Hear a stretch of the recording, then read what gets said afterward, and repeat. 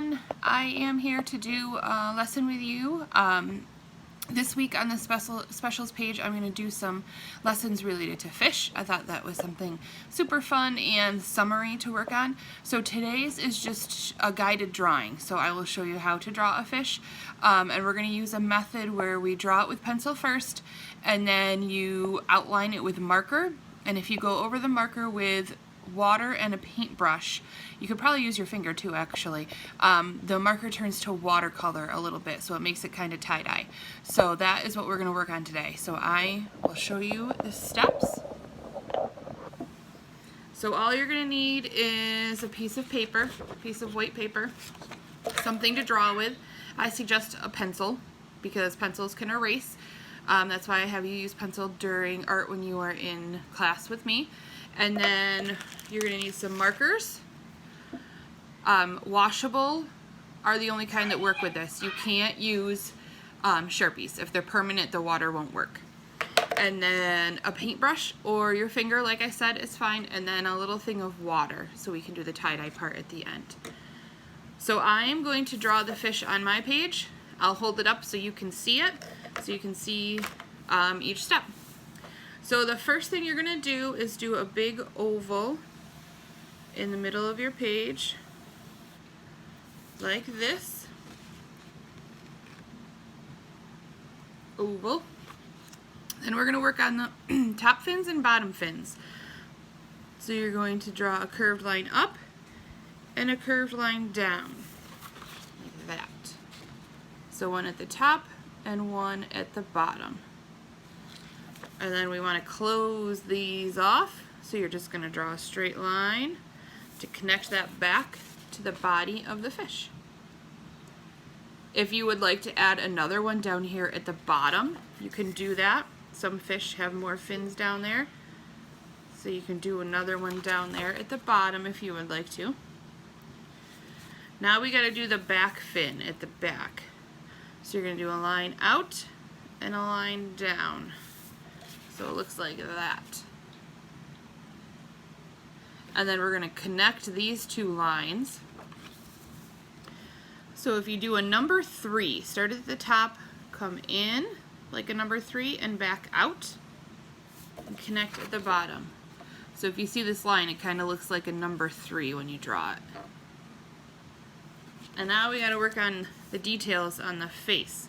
So up here inside the oval, you're going to do a curved line this way, so you know where the head of the fish is and where the rest of the body of the fish is. And now we got to, in here, we're going to work on doing our eye and our mouth. So the eye is just a circle, and then you can do a smaller circle inside, like that. So do a big circle, and then a smaller circle inside, and then just a line for the mouth. My fish is smiling because he's happy. Now, what you can do, this is usually where we go back in and fill in with details. So fish have scales on their body. So back here, you can do scales if you want to. You don't have to do a lot, just a few. And they are this same shape, this curved shape, but smaller. So you can start at this line. They're like half circles, like that. And then you can fill it in. If you would rather wait and use the marker for that part, you can do that. I think that's probably what I'm actually going to do, is leave it like this and then come back in with my markers. So, like I said, your markers you want to use should be washable. That way the water will work with them. So now you're just going to add color wherever you want to. And you're going to go back over the top of your pencil line. Outline your fish. Whatever colors you want, the more colors, the better. It'll be more colorful. And the more places you put marker lines, the better, because that will turn to watercolor paint and look like tie-dye. So I just started outlining my fish with the markers.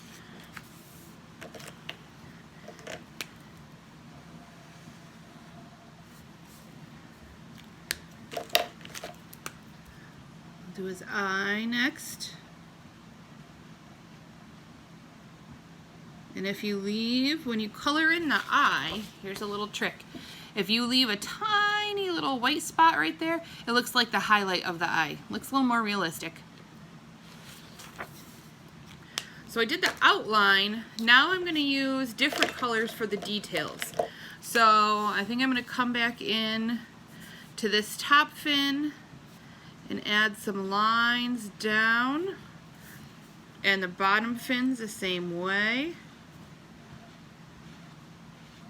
Like that, to give a little detail.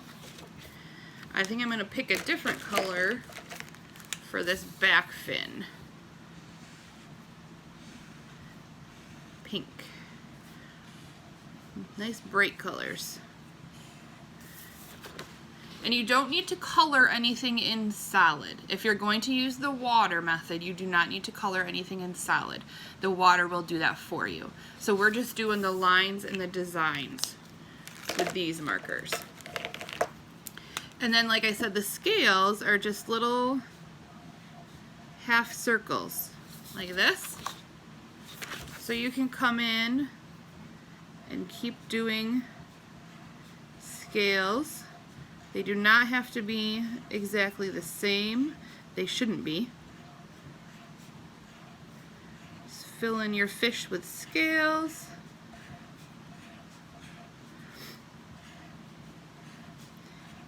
If you would like to, you can make them bigger, you can make them little, whatever you want to do. You can do more than one color, or you can just stick to one color. I'm just doing them green. If you wanted to make him look like the rainbow fish, if you guys know that book, that would be a good book to read before or after this activity. His scales were all different colors, so you could do more than one color that way. So I gave him some scales.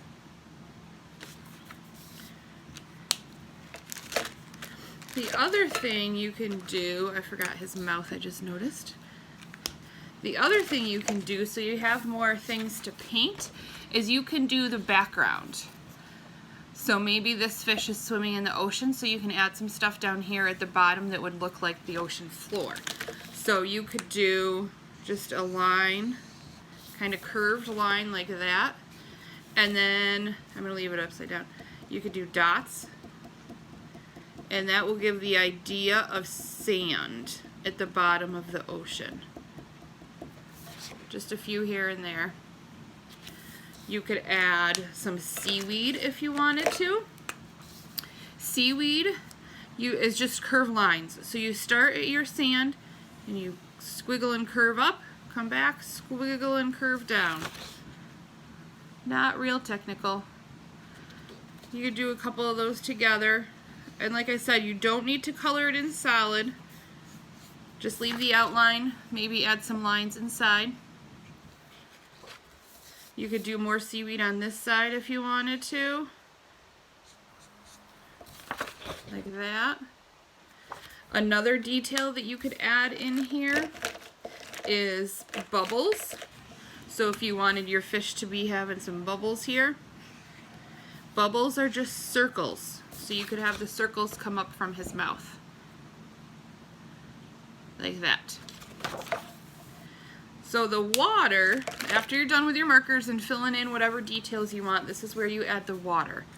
So you're just going to take a brush, any size, doesn't matter, dip it in the water, run it along the side like I said in class, that way we don't have lots of drips going all over.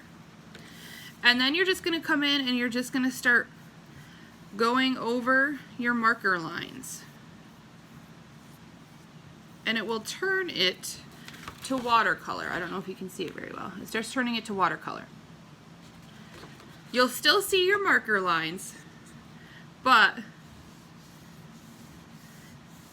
it'll start to fill in some of the white with the color. Just a little bit.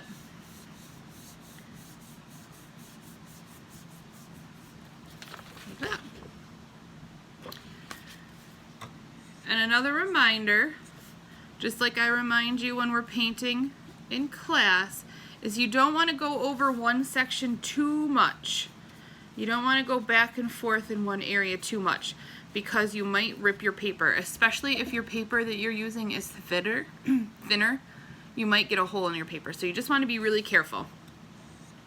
Just do a little bit and then move on to the next section. I didn't go over the eye of the fish because if you go over the eye, it's going to smear it. So I didn't go over the eye, I just left that like it is. But I did my fins, I did the back. Now I can do this part. You're just going over your marker.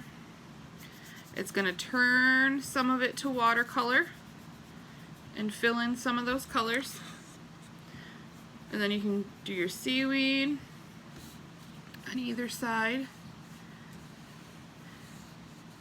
and fill that in. And then you can do the sand at the bottom. So there's little brown at the bottom for the sand. I didn't do the bubbles because I don't want them smeared either, so I left the eye and the bubbles without being done. But I did the rest, and it turns it to watercolor a little bit. So that's a good way to have watercolor at your house if you don't. So that is the guided drawing for the fish and using the watercolor. If you do a picture, post the picture of it so I can see. I would love to see them. And also hold on to any artwork that you guys do because we might end up doing some sort of virtual art show. I think that would be kind of cool. So hold on to your art projects that you make while we are home. I hope you enjoyed this one. Tomorrow I will be doing another fish project, but we're going to use empty cereal and food boxes for it. So I will see you then. Have a good day.